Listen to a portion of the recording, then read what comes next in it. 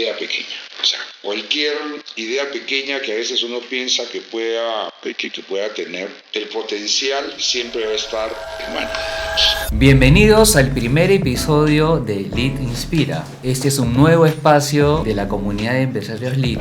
Yo soy Kenny Wong y hoy día tengo el privilegio de contar con dos grandes empresarios de la industria del entretenimiento y de los eventos, quienes lideran sus empresas con excelencia, pero también con fe y con propósito. Chicos, gracias por estar aquí. Gracias a ti, Kenny, gracias por la invitación. Gracias, Kenny. Carlos Ángeles y Enrique Vargas. Bueno, Enrique es un comunicador de la de Lima, 40 años de experiencia, muy metido en el negocio de eventos de corporativos, y quiero compartirles un poquito sobre él. Él es fundador de Vanguardia Producciones y Vanguardia Eventos, atiende casi todos los eventos de los sectores empresariales, tanto el sector automotriz, consumo masivo, retail, banca y laboratorios, con clientes importantes, ¿no? Coca-Cola, Arca Continental, Gildemeister, Inchcape, BMW, Mercedes, Pfizer.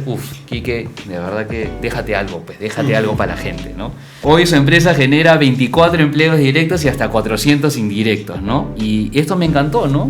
¿Cuál era el propósito, no? Y su propósito era inspirar a las marcas a conectar desde el humano a través de experiencias. Esa palabra experiencias es importantísima, que transformen, otra palabra importante, cada acción, cada evento y cada contexto para generar un impacto real y positivo. Y su misión, esta es otra cosa que me encantó, es diseñar y ejecutar experiencias memorables que conecten emocionalmente con las personas y generen resultados tangibles para las marcas, agregándole valor. Me encantó esto, Quique. Y Carlitos, que Carlitos es conocidísimo, es arquitecto de la Facultad de Arquitectura y Urbanismo de la Ricardo Palma, tiene 45 años de experiencia. Socio fundador de Ángeles Soles, una empresa que en su sector es ampliamente conocida, dedicada al diseño e implementación de infraestructura modular, temporal y ganadora del premio LEC, Líder Empresarial del Cambio. Socio fundador de ART, Arquitectura Temporal, también dedicada al diseño y construcción de infraestructura para eventos, atendiendo todo el espectro de eventos sociales.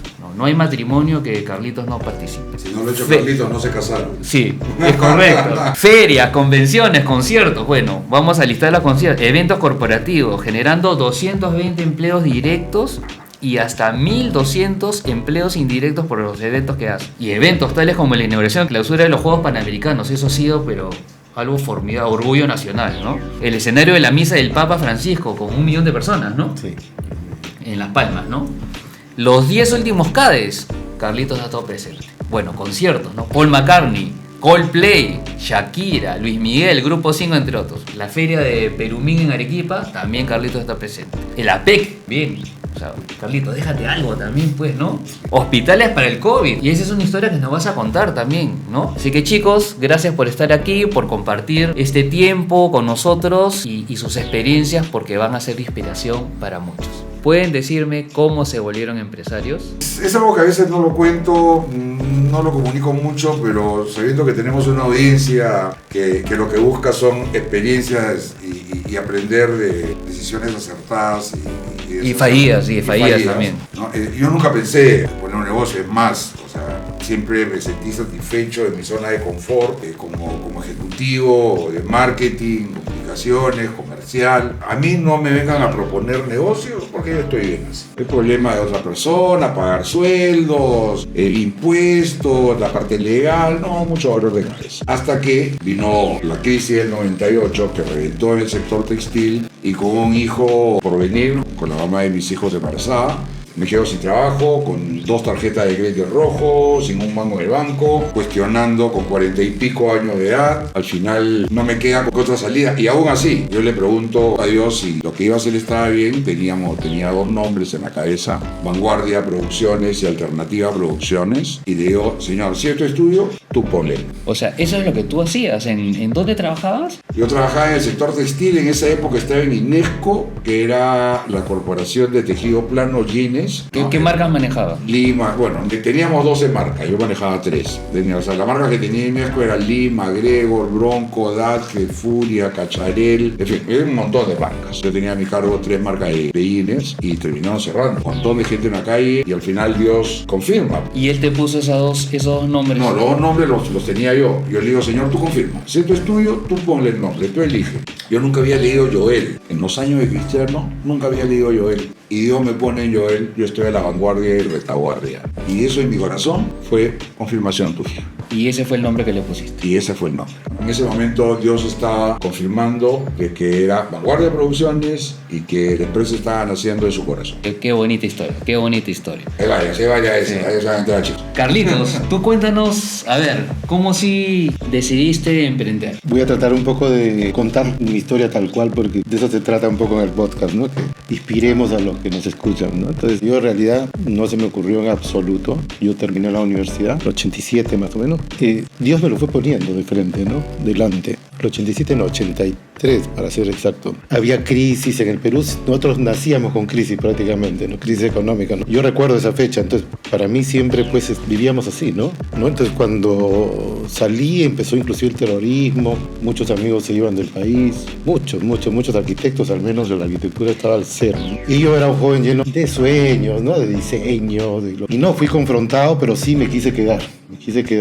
Me enamoré, quería tener una familia. Entonces decía, bueno, dibujando planos no la hago, ¿no? O sea, tengo que buscar algo y me busqué un trabajo. Y en ese trabajo conocí a un arquitecto que era un arquitecto mayor que había sido profesor de mis maestros, ¿no? Y su esposa es que trabajaba haciendo bodas. Y cuando acabó el gobierno de Belaúnde, no había qué hacer. Ella nos propuso, oye, pero hagan algo diferente, ¿no? Todas las bodas son igualitas. Entonces un poco nos motivó y tanto mi amigo, el arquitecto Wagner y yo, nos fuimos a una boda que nos dijeron, vengan para que vean. Yo la verdad fui, me mostraron, me llevaron, se abrió una cortina y vi una boda que parecía una película, la verdad. Nunca en mi vida había visto algo así, ¿no? Todos con unos arreglos de flores. ¿Qué es esto? O sea, ¿dónde estoy? Y me dieron un poco, mira, nosotros queremos que tú hagas esto, ¿no? Entonces, y queremos para la boda de la hija de no sé qué, que hacer algo diferente. Entonces, bueno, era un terreno pues inexplorado, ¿no? Para mí. O sea, era como que había kilometraje para explotar. Había potencial. Sí, yo como arquitecto, recién egresado, o sea, tampoco tenía experiencia, pero tenía una artillería como arquitecto, ¿no? Digamos, de diseño, proporción, no como empresario, sino como arquitecto. Yo siempre me consideré como que ese era mi camino de arquitecto, ¿no? Después me he enterado que soy empresario, cuando me dieron el premio ¿no? Pero sí, digamos, vi que pues se movían 300 personas, o sea, veía que era y no habían arquitectos, o sea, en ese medio no había arquitectos, el arquitecto no existía. Las cosas se hacían sin arquitectos, como normal, ¿no? El toldero, y viene la persona y dice, pongo las mesas acá. Entonces nosotros más bien comenzamos a hacer una especie de oficio con nuestra formación metódica, digamos, medir el jardín, ubicar la plantita. Viví un poco ese desprecio a veces de las profesiones, ¿no? O sea, no, a mí no me hagan con planitos, yo hago el que armaba las estructuras, no, yo no soy arquitecto, yo armo como sé. E inclusive como joven, digamos, que a muchos jóvenes les puede ocurrir, ¿no? Que el otro dice, no, yo sé más que tú, ¿no? El toldero, digamos, que no tiene tu profesión, pero ser un poquito, digamos, despreciado en cuanto a la carrera, pero a cuenta de perseverar, digamos, ir imponiendo nuestros planos, ¿no? Yo como joven también... un camino nuevo. Sí. Totalmente, no existía, lo que hacíamos no existía. Pero tampoco existían los operarios, el oficio no existía, no habían personas que hicieran las decoraciones. Entonces yo llamaba a mis hermanos, a mis cuñados y hacíamos un diseño, hacíamos una maqueta y hacíamos en el toldo que se armaba gigante de 30 por 40, por ejemplo, le decíamos no nos pongas el centro y nosotros hacíamos nuestra maqueta, nuestro diseño. Y ya veían, wow, algo diferente, ¿no? Entonces siempre en nuestra participación ha sido un poco crear algo que no se veía, digamos, eso lo tengo siempre, ¿no?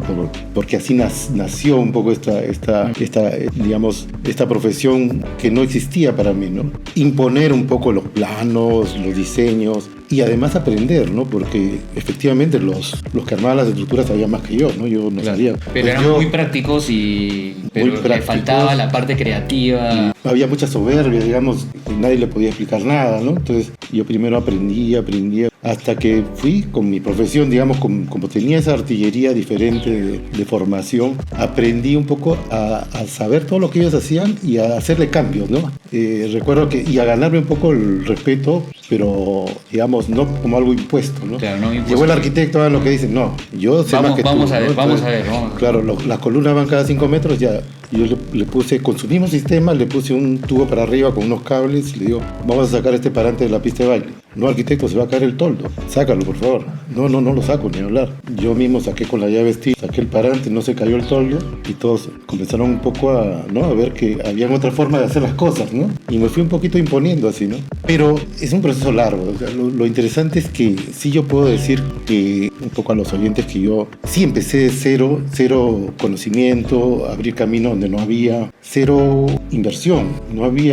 Yo no tenía para invertir todo era tercerizado, teníamos un poco un cliente único, que era el Salón Majestic, que hacía los eventos de la boda judía, ¿no? Era Moldauer. Teníamos un monocliente, digamos, ¿no? Claro. Entonces, sí, en mi actividad tenía la actitud de recibir encargos nuevos, ¿no? O sea, venía alguien que quería hacer la kermés del Marcan, entonces, intuitivamente un poquito fui haciendo estas cosas que a la vez me daban exposición, ¿no? Entonces, hacía la kermés con los mismos tubos y de pronto hacía los países, ¿no? Una pagoda china, es decir, con los mismos elementos, y ahí iba Telefónica, iba el Tubón, ¿no? Entonces decía, oye, mira lo que hace, ¿quién es que hace esto? Entonces comencé un poquito a entrar en nuevos rubros. Eso sí es una cosa que digamos es un acierto. O sea, pudiste mostrar tu talento y tu talento te abrió las puertas. Me abrió las La puertas. exposición, ¿no? Sí. La oportunidad de poner las habilidades y las ventajas Claro. diferenciales de tu producto, Claro. para decirlo en términos generales. Pero mira. Estás en el lugar, o sea, vas al lugar indicado donde van a ver tu trabajo, lo van a valorar y se te abren nuevas oportunidades. De manera, ¿y esto lo hiciste pensado? No pensaba en absoluto. O sea, Pero mira qué importante es, hoy día la gente se resiste a los cambios, ¿no? Él desde ese momento ya estaba mirando cómo estos tolderos, yo siempre lo hago así, y así siempre lo hago, y así, ¿no? Y él le comenzó a mostrar y cambiar la mentalidad a la gente de que hay que evolucionar, ¿no? A veces la gente se resiste a evolucionar, ¿no? No, Salir de la zona de confort. Y si bien en mi caso era como formación de arquitecto, hacer los eventos, las construcciones, no era, por ejemplo, voy a hacer catering, voy a hacer flores, no, yo soy estructura, entonces, pero me piden una kermés, me piden un evento corporativo, no hacía pura bodas, entonces entré al corporativo y veía que las productoras, así como Quique, digamos, tenían un expertise diferente, ¿no? Yo en la boda era muy fino, todo, la flor, el detalle de la orquídea, acá no, acá era la espectacularidad, ¿no? El escenógrafo, venía el director de arte, entonces quería hacer algo árabe, entonces yo le hacía el diseño y de pronto le ponían personajes árabes, un camello, entonces yo decía, wow, es un mundo, me abría más puertas, ¿no? Entonces la interrelación de estos tipos de eventos, como hacer conciertos, entonces me daba a mí como más... Te alimentaba. Más abanico, ¿no? Claro. Hasta hoy en día yo utilizo lo que veo en los conciertos, lo utilizo en una boda y eso no lo hace nadie porque a veces se van a un nicho, ¿no? Entonces sí, fue un trabajo largo, creo que Dios estuvo presente siempre, pienso, me trató primero, yo pienso que me trató mucho en la parte de la humildad. Muchas personas me conocen y dicen, uy, sí, qué humilde Carlos, pero me costó porque yo era supuestamente pues un arquitecto, y siempre en la arquitectura nos forman como que pues somos los tocados que hacemos los diseños, y acá había que yo subirme a la escalera, yo aprender un poco de, como digo, de los tolderos, a veces de las prepotencias, de la persona que...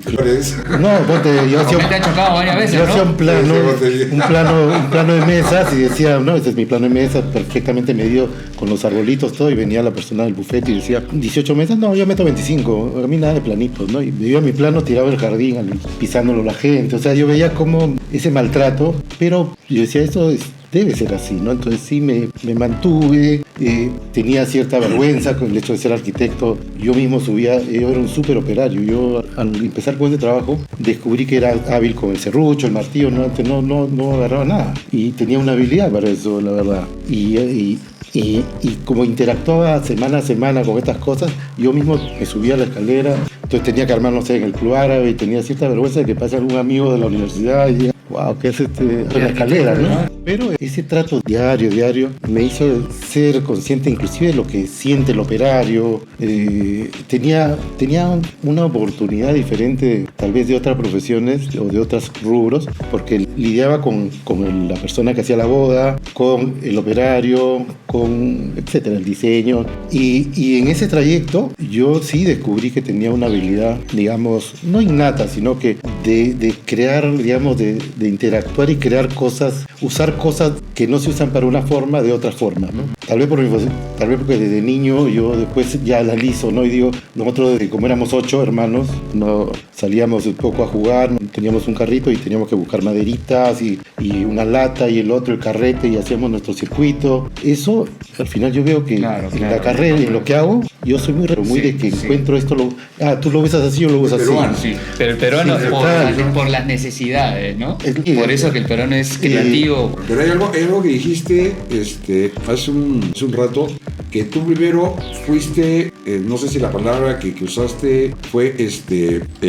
hacías toldos y después te diste cuenta que eras empresario. Sí. O sea, ¿por qué? Porque hacías lo que te gustaba, hacías lo que querías, explotabas tu ventaja diferencial, ¿no? Y eso después se convirtió en un negocio, porque no olvidemos, aquí nos estamos también con alucinante, pero vayamos rescatando también las cosas, o sea, de las experiencias que nos vas contando, en función a cómo, ¿no?, una ventaja diferencial, un talento personal se convierte en la oportunidad de negocio. Es que efectivamente, digamos, cuando hacemos los hospitales estos temporales, a mí me proponen para ese premio de líder empresarial del cambio, imagínate. Entonces yo decía, líder empresarial del cambio. O sea, sí, yo sabía que, ¿qué pasa? El empresario tiene la visión, ¿no?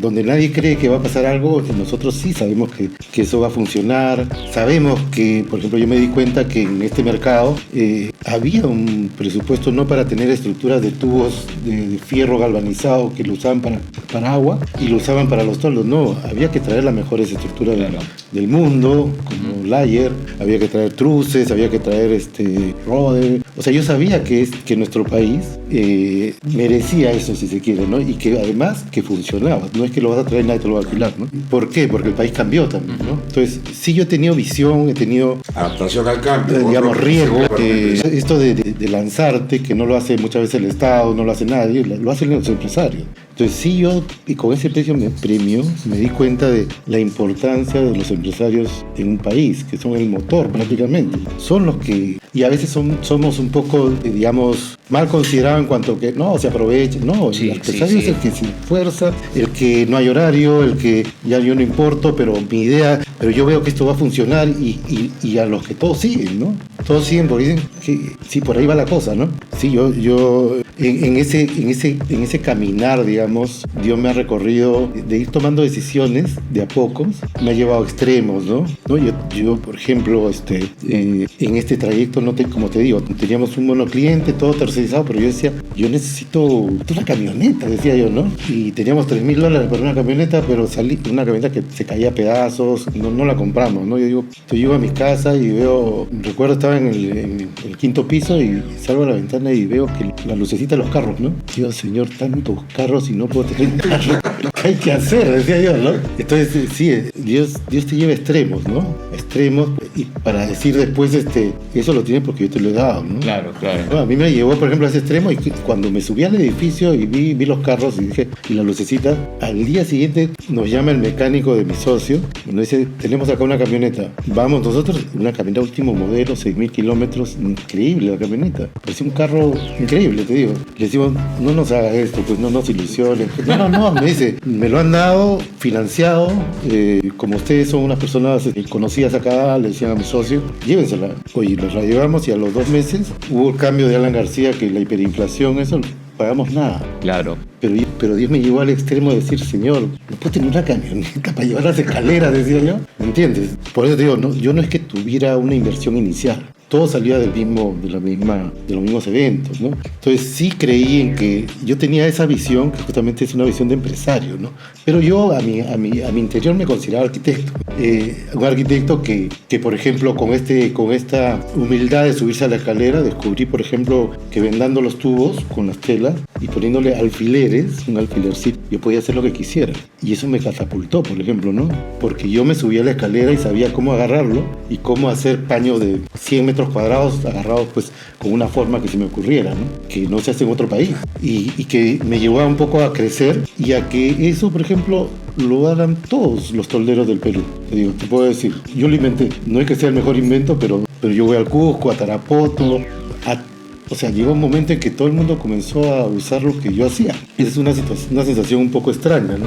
De inventar algo, ¿no? Yo lo hice, por ejemplo, y me causa cierto orgullo, ¿no? Porque sí veo que al final todo esto a veces como que tiene un propósito que uno no encuentra, ¿no? Yo recuerdo nuestro amigo César Caraza, una vez me quería que yo le haga unas cajas de regalo, y entonces me dice, Carlos, no puedo, le digo. Él ya se había ido por todas la avenida Canadá, no sé cuánto, y le decía, yo quiero que me hagan un 5x5, pero que le pongan su bordecito como una caja de regalos. Y la gente le decía, señor, usted está loco, ¿no? Porque nosotros usábamos la misma cosa, pero de otra manera. Claro. Pero llegó un momento en que la avenida Canadá, o sea, todos los tolderos que antes, digamos, de una manera veían nuestra participación como arquitectos como algo, venían y me decían, por favor, ¿me puedes enseñar cómo haces para...? Porque ya le venían a pedir la gente, ¿no? Le llamaban toldos árabes y venecianos, por ejemplo, ¿no? Entonces ellos ya no querían los toldos de lona, ¿no? Entonces sí he visto todo ese proceso, he visto cómo nuestro país con la gastronomía y el cambio en la economía mejoró y cómo se hacen acá mejores eventos que en el mundo, te puedo decir, ¿eh? Y eso es un poco por el clima y por la creatividad y por nuestra participación, te digo ya, en esto de los eventos que hizo que esto evolucione. Bueno, pero lo que tú dijiste, ¿no? O sea, cómo se convirtió en empresario, ¿no? Tenemos un ejemplo, ¿no? Gastón Acurio, ¿no? O sea, él es un artista, pero también es un empresario, cocinero, ¿no? Cocinero, pero empresario y muy buen empresario. Y muy buen empresario. Equipo, que es otro de los temas, Así ¿no? es. El equipo que a veces uno Así tiene, es. o sea, que uno no es consciente al inicio de qué equipo necesita, porque justamente no te das cuenta que estás creando una empresa muchas veces sin pretender o sin saber hacia dónde vas a crecer, ¿no? Porque en nuestro caso somos dos personas que no pensábamos hacer empresa. O sea, queríamos, en mi caso decidí con 2 hijos y uno por venir, ya solucionar la parte económica y qué sabía hacer, evalué qué sabía hacer y comencé un poco a entrar en esto. Y en el caso de Carlos es porque también de una manera muy casual, ¿no? Entonces, pero cuando sabes que quieres hacer un negocio, tienes que pensar, nuevamente, las experiencias que tuvimos no necesariamente son las mejores. Así es correcto. Tienes que pensar que necesitas equipo, ¿no? Y pensar en ese equipo... Solo no puedes. Exacto, solo no puedes. En mi caso yo me di cuenta que mis hermanos y mis cuñados que antes me ayudaban como algo eventual, en un momento ya entró un operario que veía que ese era su trabajo semanal y fue siendo reemplazado, en mi caso, todo el personal de amigos que se corcholeaban por ya operarios, ¿no? Y cuando tuve ya algo de 8 operarios, ya yo me comencé a ver que éramos como un equipo, ¿no? Y yo esto que veía como una cosa mientras se encuentre algo mejor, ¿no? Escuché una vez a uno de mis operarios que entra unos mozos y le dicen, Antonio, ¿cómo estás? Aquí haciendo patria, dice, ¿no? Te digo, y yo veía que ellos, siempre yo lo relacionaba con lo que leí en la Biblia, ¿no? Yo decía, yo tenía una manera de pensar, decía, señora, a todos los que vengan, porque venía Antonio y llamaba a su primo, a su cuñado, al otro, a todos los que tú me vayas trayendo, yo los recibo.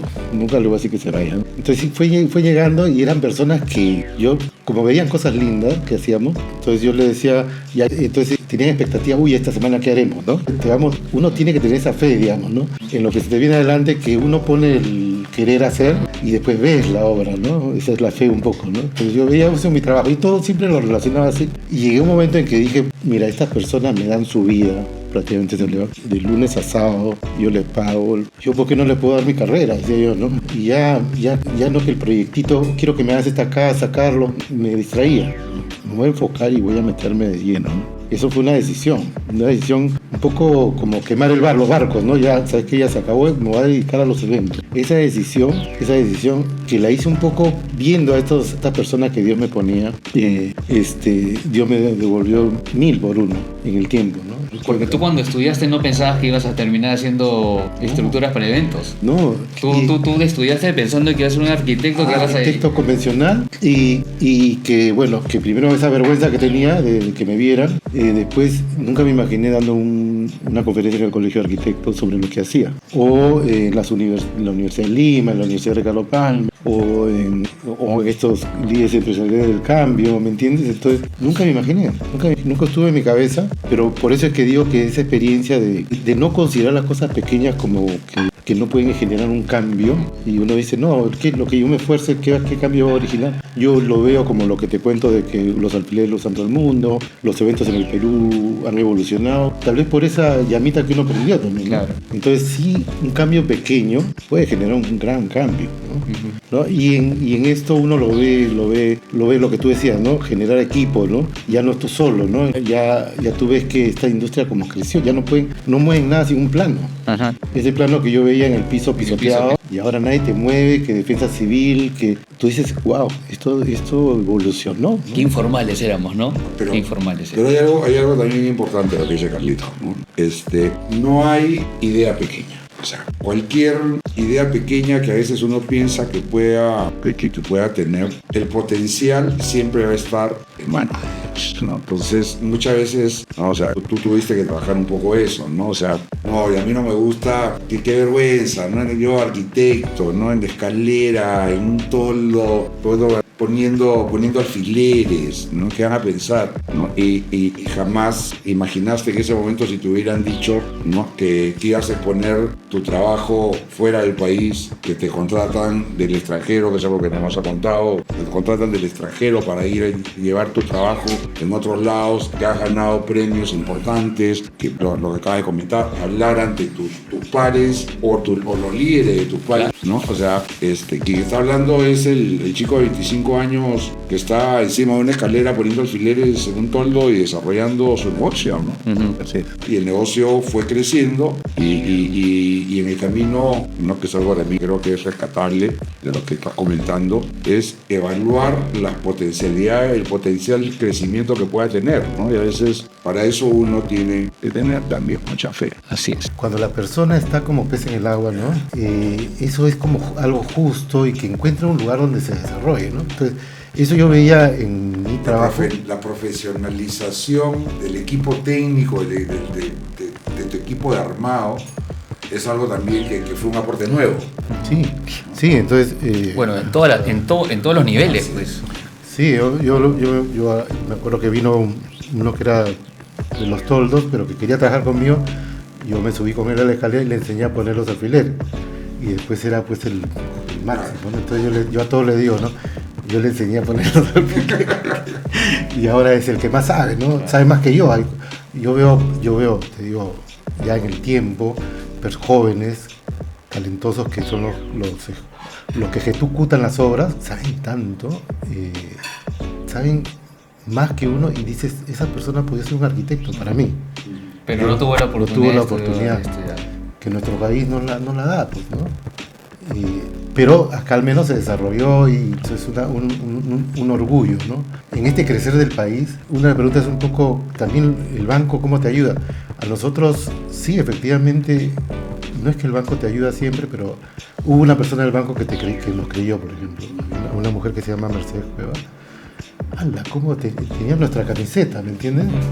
Entonces ella decía, voy a llevar al gerente a ver tus obras, ¿no? A Mistura, quiero que vaya a Mistura porque ellos no se imaginan, me dice. ¿No ves que estos son 20.000 metros cuadrados que están armados y después se desarman y no existen? Claro.